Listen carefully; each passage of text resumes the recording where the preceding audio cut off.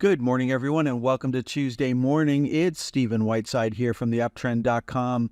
In the pre-market this morning, stock index futures and commodities are currently trading slightly below fair value. We don't have any major economic numbers coming out in the pre-market this morning. We do have consumer confidence coming out at 10 a.m., and that may change the direction of the market. Taking a look at the VIX, the VIX is still on a sell signal. That's supportive for higher stock prices. That would change on Tuesday if the VIX were to close above 1865.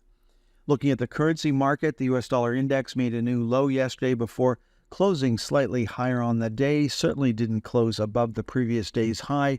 No change in trend for the euro, pulling back slightly yesterday. New high for the Canadian dollar for this move on Monday. And then we saw the British pound pull back slightly and the Australian dollar pull back slightly, running up to the highs from back in July. Take a look at the bond market. We saw the 30-year bond pull back slightly on Monday while the bond yields moved up slightly. Certainly no change in trend there. Looking at cryptocurrencies, Bitcoin had a bearish reversal day on Monday, but certainly didn't close below the previous day's low. And we had a pullback in Ethereum back into the channel, so no change in trend for either of those. Looking at the world of commodities, copper made a new high for this move on Monday. We saw gold move up on Monday, platinum moved up, and silver made a new high for this move on Monday. Looking at crude oil, it popped yesterday. It is back on a buy signal, pulling back slightly in the pre-market on Tuesday morning. And natural gas is down again on Monday. No change in trend there. Looking at the major index ETFs, starting off with the iShares for the TSX 60, making a new high on Monday. We saw financials close slightly higher on the day. We've got financials stuck at the 421.88 level. It's been that way for 2 days now. We'll have to see if we can pry ourselves away from that and continue to move higher. With crude oil popping on Monday, we saw energy stocks come back, and they are back on a buy signal as of Monday's close, joining gold stocks, which pulled back slightly on Monday. No change in trend there. We saw a new high for the Dow on Monday. We saw the S&P 500 pull back slightly, still dealing with 562.50, so no change in trend there. A new high for the equal-weighted S&P 500 on Monday, then closing slightly lower on the day, no change in trend. We saw the NASDAQ close right at the upper channel line on Monday, no change in trend. And then we saw semiconductors down 1.77% on the day, still trading and closing above the upper channel line. Let's finish off looking at the Magnificent 7. We call it the Magnificent 8 because we added Shopify to the list. Looking at the ETF, it traded back in the channel yesterday, looking for a close on Tuesday below $44.16. So no change in trend there. Now, the world's going to be watching NVIDIA. It's the second biggest stock, of course, and it's closing above the upper channel line. A close on Tuesday below $119.67 would give us a sell signal. Now, we've got earnings coming out after the bell on Wednesday.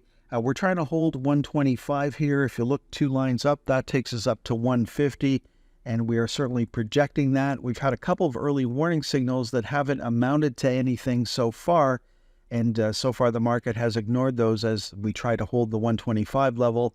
If we do move up, then 150 is certainly a legitimate target to the upside if the market has a positive reaction to the earnings. Then looking at Apple, we're looking for a close on Tuesday below $221.75. For Amazon, which ran up, filled the open gap, and then came back down. Of course, that gap is now closed. Looking for a close on Tuesday below $173.87. Looking at Alphabet, looking for a close on Tuesday below $164.89. For Meta, looking for a close on Tuesday below $519.32. Now, Meta was able to trade back up to the highs from back in July. Looks like they may want to put in a double top up here. Then looking at Microsoft, we are back on a sell signal as of Monday's close. And then looking at Shopify. Shopify in the U.S. ran up and filled that gap and has been stuck at the $75 level for over a week now.